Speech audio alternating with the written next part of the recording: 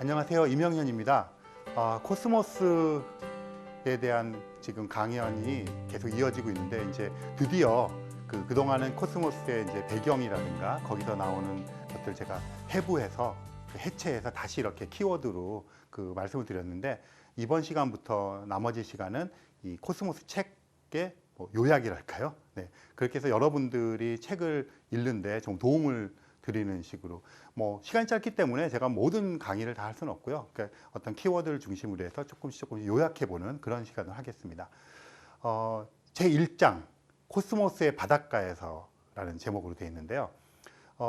기억하시나요? 나의 코스모스 홍승수 교수님의 거기에 천문학이 몇 퍼센트 이런 거 막 써놨다 그랬잖아요. 그분이 이제 전체적으로 그렇게 해놨는데 각 챕터마다 그 퍼센티지를 또 해놓으셨어요. 그래서 1장은 천문학 80%, 역사학 20% 이렇게 되어 있습니다. 1장은 말하자면 1장을 읽는 사람들이 대부분 거기에 그 전체를 하나의 키워드로 얘기해라 그러면 지도라고 얘기를 합니다. 저도 지도라고 생각하는데 지도라고 하기보다는 저는 우주의 개관 이렇게 얘기를 했는데 홍승수 교수님도 이제 지도라는 말 쓰시고 많은 사람들이 그래요. 지도라는 게 뭡니까? 어디 전체에서의 어떤 위치를 찾아주는 거잖아요. 그래서 저는 지도라는 말 또는 우주의 개관이라는 말도 좋고 내비게이션이라는 말도 괜찮을 것 같아요. 그러니까 지금 우주 속에서 우리가 어느 위치에 있는가, 우주 속에서의 우리의 위치를 일단 자리매김을 하고 나서야 이제 우리에 대한 이야기를 할 수가 있잖아요. 그래서 여기에 보면 이제 처음에 제목도 그렇고 이게 바닷가에 서서 그 바다를 이렇게 보면서 막 나레이션을 넣는 그런 식으로 시작을 해요. 근데 왜 바다였을까? 이게 약간 바다라는 것은 굉장히 망망대해가 있고 중간중간 섬이 있잖아요. 근데 우주도 가만히 생각해 보면 우주를 우리가 항해한다 그러잖아요. 그러니까 섬들처럼 행성이나 별들이 있으면 그 사이를 이렇게 가고 가는 동안은 정말 망망대해인 거고, 이래서 바다라는 것이 우주와 잘 이렇게 매칭이 되는 그런 지구의 자연 환경인 것 같아요. 그리고 그 속에서 어떤 자기 자신의 위치를 찾자면 별을 봐야 되잖아요.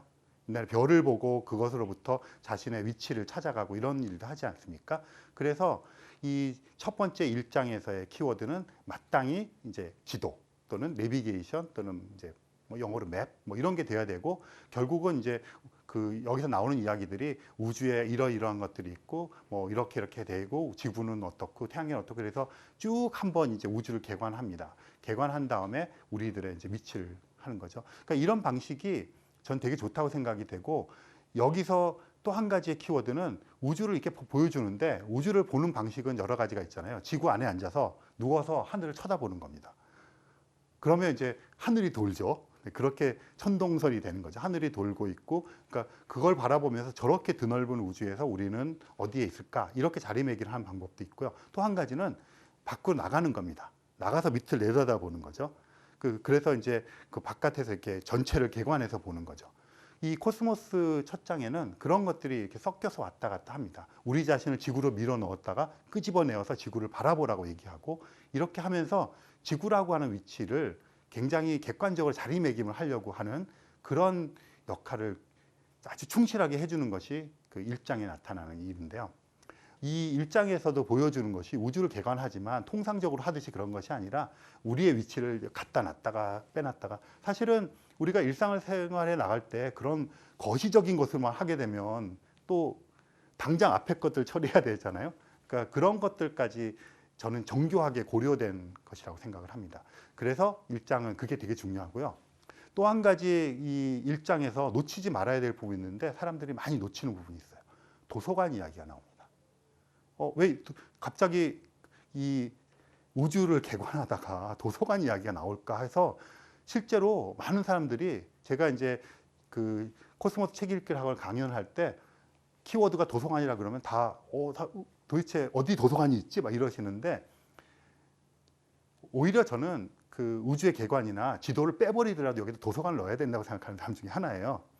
심지어 도서관 협회에 가서 강연하는데도 그분들도 모르시더라고요. 그래서 얼마나 중요한가를 하는데, 왜 도서관 이야기를 그토록 상당히 길어요? 길게 했을까? 도서관이라는 게 도대체 뭘까? 그에게 의미를. 사실은 이제 뒤쪽에 자세하게 나오지만 간단히 말씀을 드리면, 도서관 그러면 일단 우리가 떠올릴 수 있는 것들 있잖아요. 지금은 이제 많이 희석되었죠. 도서관 바깥에 있는 그 인터넷에 보고가 있으니까. 하지만 도서관이란 곳이 어떤 지적인 그 결과물들이 뭉쳐져 있는 곳이잖아요.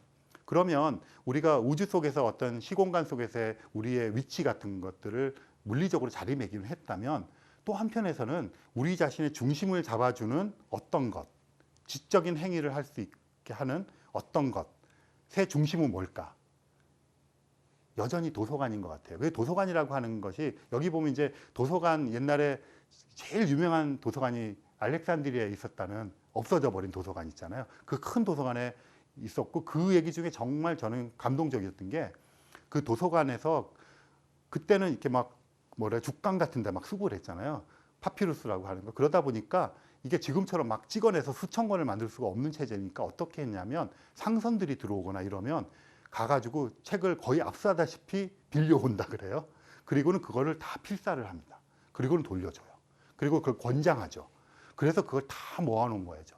그러니까 다른 데가 대체할 수 없는 거죠. 지금처럼 여러 군데 찍어낼 수 없는. 그러니까 인류 지성의 모든 것이 결합되어 있는 곳이고, 그렇다면 그곳으로부터 인류의 문화유산의 모든 정신들이 뻗어나오는 그야말로 우주의 중심이라고 생각할 수 있는 곳이잖아요. 그래서 도서관 이야기를 그렇게 하고요. 그런데 불행하게도 그 도서관을 불태워버리잖아요. 이게 어떤 인간의 어떤 지성이라든가 지적이고 이성적인 것이 탐탁치 않은 세력들이 항상 있잖아요. 그들에 의해서 다 타버리죠. 그리고 몇 조각밖에 안 남아있는 거죠. 너무 아쉽잖아요. 우리가 가만히 생각해 보면 지금 소포클라스의 비극 같은 것들 더 재밌는 거 얼마나 많았겠어요. 이런 것도 다 없어져 버리고 그냥 있었다고 이름으로만 남아있는 것도 있잖아요. 우리나라 책도 마찬가지예요. 어디 그 책 제목을 모아놓은 것들 보면 이런 책들이 다 있었대요. 근데 지금 없는 것들이 많잖아요. 그래서 우리가 단절되어 버린, 진짜 지금까지 그것이 이어졌다면 얼마나 우리가 더 융성해졌을까 하는 아쉬움도 들어있고, 지금 말씀드린 것 같이 그 우주 속에서의 그런 물리적인 자리매김도 중요하지만 우리 지적 지성사에서의 중심을 찾아가는 이 과정이 굉장히 중요하니까 칼 세이건에게 있어서 도서관이라고 하는 것은 그때는 이제 물리적인 도서관이고 지금은 이제 인터넷의 보고지만 그런 것이 얼마나 중요한가 하는 것들을 했고요. 나중에 사실은 이 도서관의 결정판이 은하대백과 사전이라는 이름으로 나오는데 지금 생각하면 우주 인터넷 같은 거예요. 그러니까 그 해안이 이렇게 나옵니다. 그래서 이제 1장을 보실 때는 키워드가 이 지도, 그 다음에는 도서관을 꼭 좀 해서 보시라고 저는 강조하고 또 강조합니다. 그러면 이제 2장으로 한번 넘어가 보도록 하겠습니다. 2장의 제목이 우주 생명의 푸가예요. 그러니까 생명에 대한 이야기를 하는 건데요. 여기도 또 이제 그 홍승수 교수님의 분류법에 따라서 생물학 80%, 고생물학 20%. 그야말로 2장은 이제 생물학의 장이죠. 그러면 이제 이게 그 어떤 목차를 짤 때, 차례를 짤 때 처음에 우주를 개관하고 중심을 잡고 이런 것들은 생각해 보면 평범한 시도예요. 처음에 나올 때 그렇게 좀 정리를 하고 나가니까 파격은 아닌 것 같아요. 그런데 두 번째 장에 이제 바로 생물학 이야기가 튀쳐나오거든요. 그러면 어떻게 생각하면 이럴 수도 있잖아요. 처음에 우주를 개관했으니까 이제 태양계부터 시작해서 지구와 태양계 이런 거 쭉쭉쭉 하고 좀 더 나간 다음에 생명을 이야기하는 게 굉장히 교과서적인 흐름이잖아요. 그래서 천문학 교과서도 그렇고 보통 교과서 보면 큰 데서부터 개관하고 작게 오거나 아주 작은 것부터 시작해서 크게 나가거나 이런 어떤 순서를 지킨단 말이죠. 근데 여기는 생물학 80%, 고생물학 80% 이렇게 생명으로 팍 뛰어넘어요. 그것이 저는 어떻게 생각하면 칼 세이건식의 스토리텔링, 칼 세이건식의 말걸기 같아요. 그러니까 우주 이렇게 막 해놨어요. 그러면 그 우주를 개관하고 그 우주에서 그 어떤 지적인 행위를 할 수 있는 도서관을 만든 게 누구냐?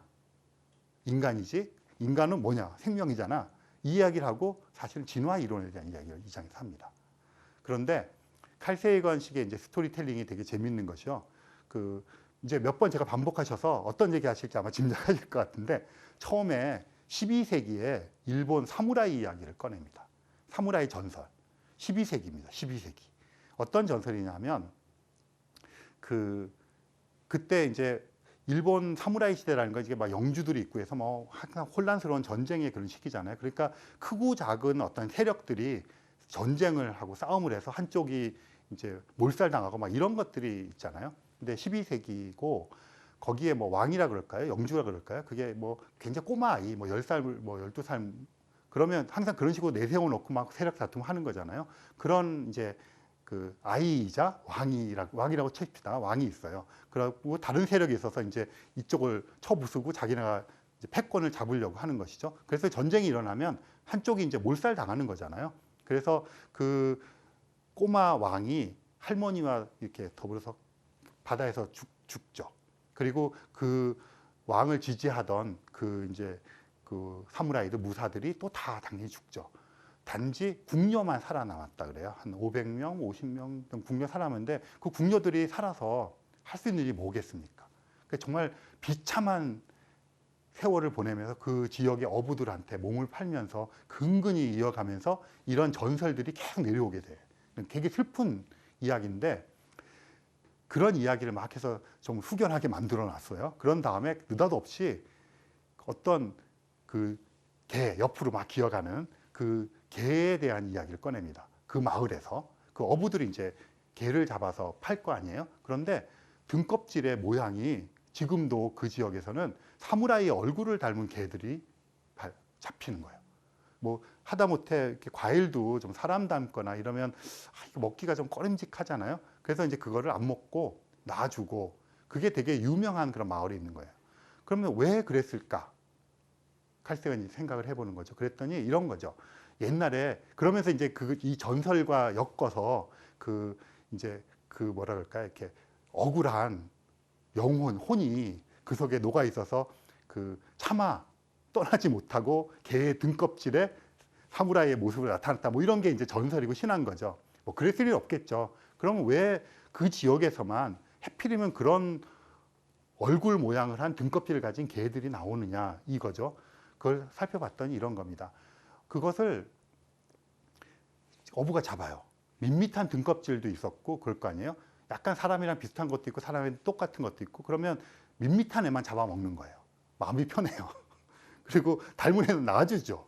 그러다 보니까 세월을 지나고 이러다 보니까 밋밋한 애들은 다 잡아먹혀서 씨가 말라버렸어요. 그리고 등껍질에 점점 더 사람을 닮은 애들일수록 생존 가능성이 높잖아요. 그래서 살아남은 거예요. 지금까지 얘기한 것을 좀 더 유식한 말로 하면 인위 선택입니다. 인위 선택을 조금 더 일반적인 말로 하면 품종 개량, 육종 이런 겁니다. 너무나 우리가 익숙한 거잖아요. 뭐 우리가 어떤 그 애완용 그 개나 고양이를 할 때 품종 개량이라는 뭐 말을 쓰잖아요. 접시켜서 어떤 특성을 갖는 애들은 놔두고 나머지는 하고 이렇게 해가지고 사나운 사냥개를 만들기도 하고 정말 온순한 어떤 그 애완견을 만들기도 하잖아요. 꽃도 마찬가지잖아요. 튤립 같은 것들 이렇게 접시켜서 까만 색깔 나올 때까지 죽도록 붙이는 거잖아요. 그런 게 인위 선택입니다.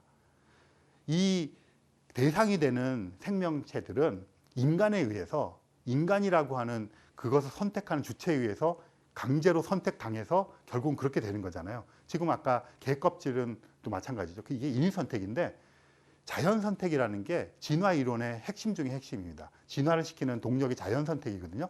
여기서 인위 선택과 자연 선택의 차이점은 선택을 하는 주체가 누구냐. 인위 선택은 인간이죠. 자연 선택은 자연 환경입니다. 기후 변화에 따라서 그거에 적응하는 개체는 살아남고 적응하지 못하는 개체는 멸종하고 멸절해버린 거죠. 그렇게 해서 세월이 지나면 거기에 적합했던 것들만 살아남는 거죠.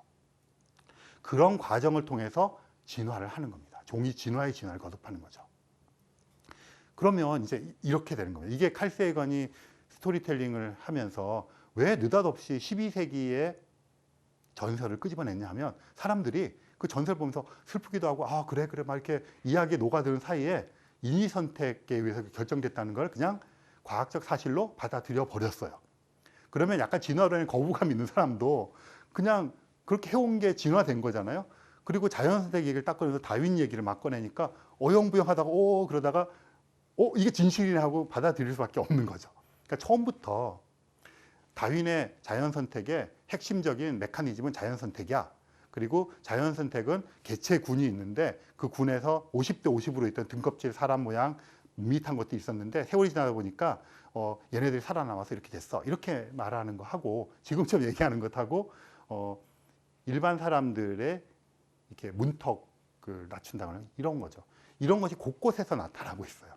그래서 이러다 보면 사람들이 어영부영 인위 선택은 거부할 수 없는 과학적 사실이잖아요. 진실이잖아요. 우리가 늘상 하고 있는 거고. 그런데 하다 보니까 이게 자연 선택이랑 그게 주체하고 똑같은 거네. 그럼 진화 이론은 기정 사실이 돼버린 거예요. 그냥 믿든 안 믿든. 그러면 거기서부터 이제 그걸 바탕으로 해서 진화를 거듭해서 우리 같은 생명체가 있고 이렇게 쭉 전개하면 저항할 수가 없어요. 이렇게 나가는 거죠. 이게 이제 칼 세이건식의 전형적인 방법이고 이렇게 해서 두 번째 장이 이루어지고 있는데요. 그렇게 이제 이야기를 쭉 해서 자연 선택에 대한 이야기를 해서 진화 이론 강의를 여기서 합니다. 그렇게 해놓고서는 칼 세이건이 거기서 끝나는 것이 아니라 항상 어떤 성찰과 어떤 실천의 문제라든가 생각해 볼 거리를 던진다 그랬잖아요. 중간에 이렇게 질문을 던집니다. 생명의 기원과 진화는 시간만 충분히 주어진다면 하나의 우주적 필연이다. 이렇게 얘기를 합니다. 필연. 너무나 필연이면 우리가 당연 그런 거잖아요. 그러니까 사람은 우연과 필연 이런 게 얘기를 하는데 굉장히 중요한 게 그러면 사람들이 진화라는 것에 대해서 사실 그런 것들을 이론적으로는 알고 있고 받아들이지만 이 진화가 일어난 과정은 굉장히 더딘 과정이에요.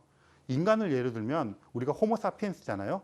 호모사피엔스의 우리의 현생 인류의 기원을 20만 년 전까지 보거든요. 그럼 20만 년 동안 우리는 그냥 호모사피엔스였고 다른 종으로 변종하지 않은 거예요. 그 말은 우리는 유전자상으로 진화가 없는 거예요. 20만 년 동안. 진화한다는 게 굉장히 더딘 작업이에요. 그래서 이 우주의 시간하고 우리의 개체의 일상의 시간이 어긋나기 때문에 진화라는 걸 선뜻 받아들이기가 쉽지가 않아요. 눈앞에 뭐가 벌어져야 되잖아요. 그래서 과학자들이 가장 사랑하는 생명체가 초파리입니다. 얘네들은 막 그냥 세대가 막 변하니까 막 변한다는 얘기는 진화의 속도가 빠를 우리가 볼 수 있다는 얘기잖아요. 그래서 시간이라고 하는 요소에 대한 이야기를 합니다. 시간이 길다면 우연인처럼 보이는 것들도 사실은 이런 과정을 거쳐서 필연적으로 어떤 것이 나타나는 것이다. 그러니까 생명에 대해서 그렇게 얘기를 하는 거죠. 그리고 이제 그런 얘기를 쭉 한 다음에 이제 마지막 좀 가서 딱 박아버립니다. 진화는 이론이 아니라 현실이다. 그러니까 처음부터 진화는 이론이 아니라 현실이라면 무슨 소리야? 이러고 그럴 텐데 이런 과정을 통해서 쭉 나가면서 이 말을 하니까 수긍이 되는 거예요. 이런 식의 이제 제시하기 때문에 어떤 사람의 서술 방식, 어떤 사람의 진화론 강의보다 저는 그 코스모스의 두 번째 장이 강력한 그런 힘을 가지고 있다고 생각을 합니다. 이제 세 번째 장으로 넘어가고 있는데요. 제목이 멋집니다. 지상과 천상의 하모니.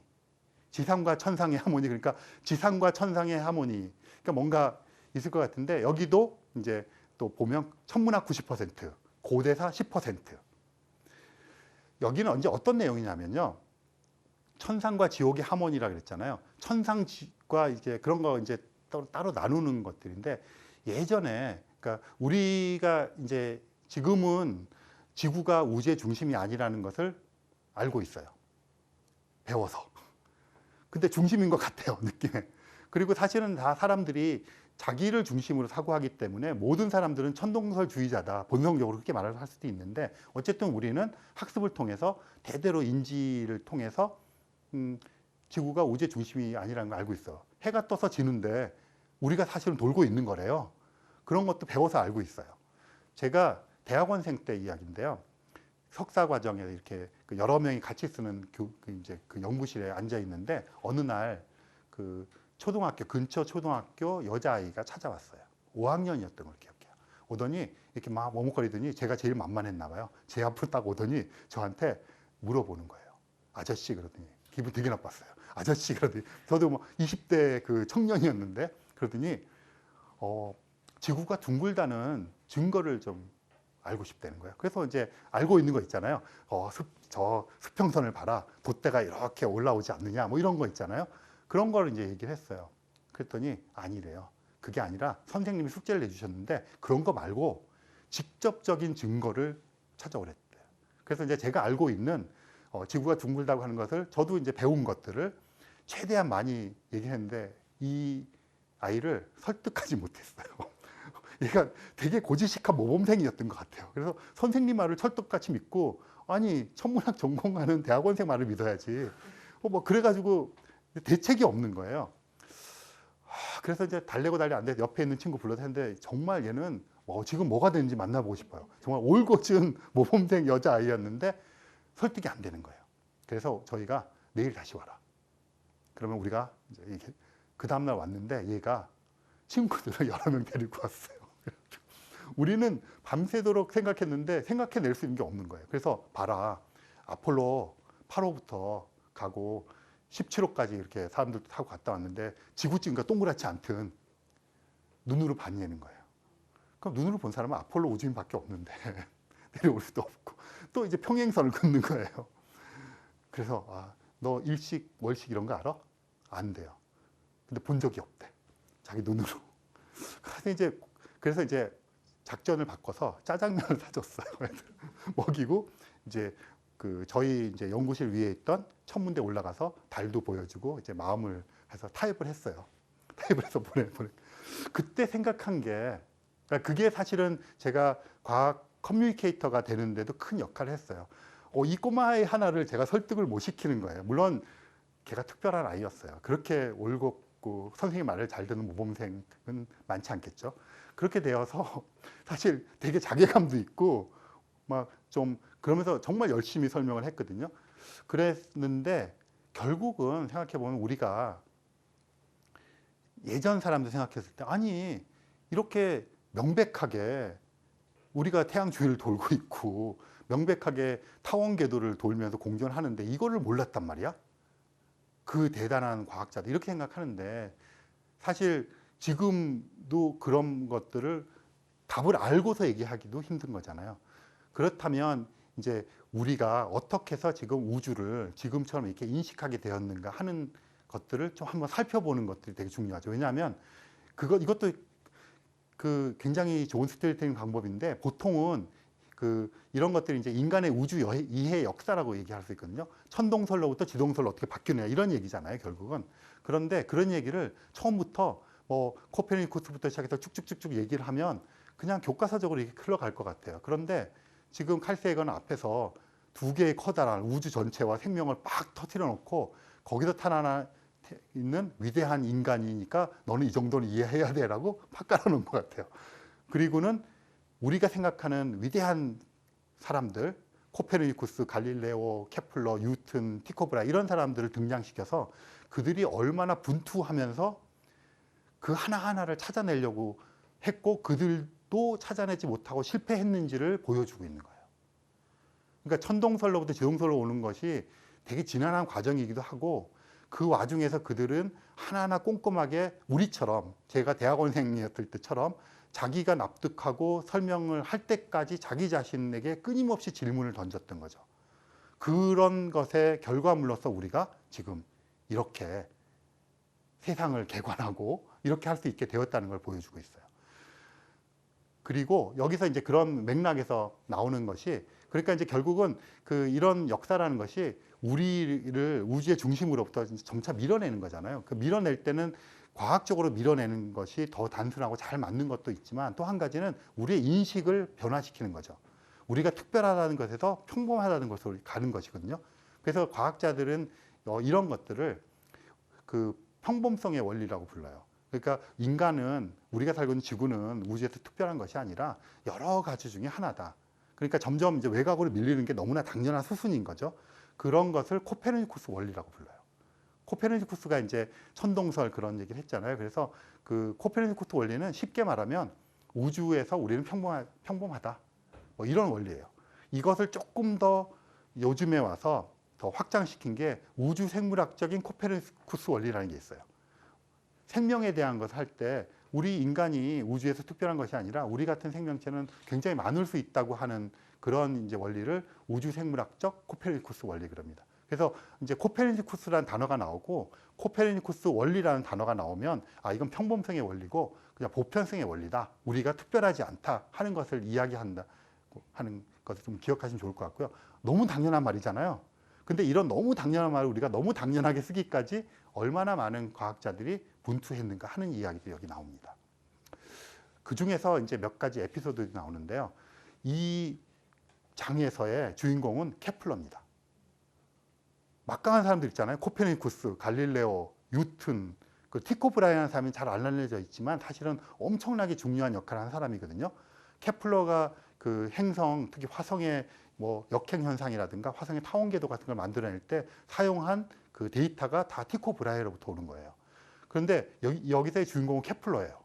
왜 그랬을까 생각을 해보면 이런 게 있습니다. 케플러가 굉장히 중요한 역할을 했고 뉴턴도 중요하게 했잖아요.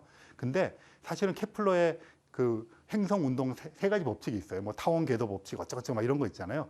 근데 그거를 뉴턴이 알고 있었어요. 근데 자기 서문에는 안 썼어요. 마치 모르는 것처럼. 근데 발각이 되었어요. 친구에게 쓴 편지에 케플러의 운동 법칙 어쩌고 하는 걸 써놓은 게 발각이 되었어요. 그러니까 알았는데 뭐 자존심 때문이었지 뭐든지 안 쓴 거예요.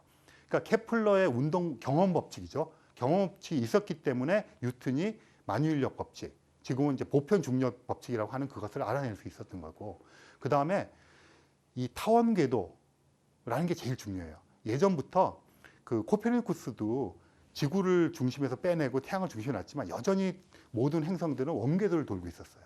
원이라는 것이 완벽하다는 생각을 한 거거든요. 그러니까 천상의 것들은 다 완벽해야 되니까 원궤도를 돌아야 되는 거죠. 근데 맞지가 않잖아요. 실제는 타원궤도인데. 그러니까 주전원이라 그래서 거기다가 동그라미를 막 집어넣어서 톱니바퀴처럼 돌리는 거죠. 갖다 맞추는 거죠. 그래도 여전히 원이기 때문에 괜찮은 거예요. 그랬는데 케플러가 아무리 봐도 그거를 안 되고 데이터에 충실하게 보니까 타원이라는 걸 얘기했어요. 원에서 타원으로 간다는 얘기는요, 천지가 개벽하는 겁니다. 이게 지구를 중심에 끄집어낸 것도 천지가 개벽했는데 이거 원도 아니야. 그러면 아름다움과 대칭과 이런 모든 하늘에서의 하모니가 깨져버리는 거잖아요. 그러면 이거는 신의 존재에 대한 의문도 갖게 되고 이런 거거든요. 이 타원이라는 것이 굉장히 중요한 의미인데 그것을 케플러가 결국 논리를 통해서 알아낸 거잖아요. 그래서 이 케플러의 그러니까 한 화성의 타원 공전이 사실은 근대를 열어 제끼는 그런 아주 귀중한 것이라고 생각하고요. 이제 그 다음에 한 가지 더 나가서 흔히 우리는 원이 보편적이고 타원이 특수하다고 생각하는데 사실은 타원의 특수한 형태가 원이잖아요. 장반경과 단반경이 길이가 똑같은 걸 원이라고 부르는 거잖아요. 그러니까 타원이 보편적이고, 그런데 사람들은 여전히 그때까지도 지금도 원이 보편적이고 타원이 이상하다고 생각합니다. 이런 인식의 전환을 가져오게 한 실증적인 역할을 케플러가 했죠. 그래서 이번 장의 그 핵심 키워드는 뭐 여기서 적시하진 않지만 코페르니쿠스 원리, 그 다음에 타원 궤도 이런 걸 좀 초점으로 보시면 굉장히 융성하고 풍성한 책 읽기가 될 것으로 생각합니다. 오늘 강의는 여기서 마치도록 하겠습니다. 감사합니다.